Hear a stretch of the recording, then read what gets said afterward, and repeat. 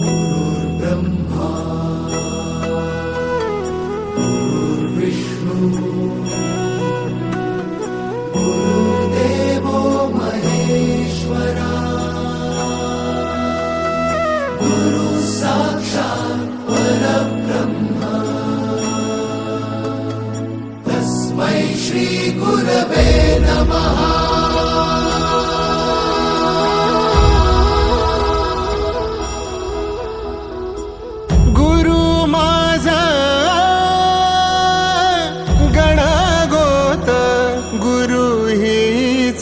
माऊली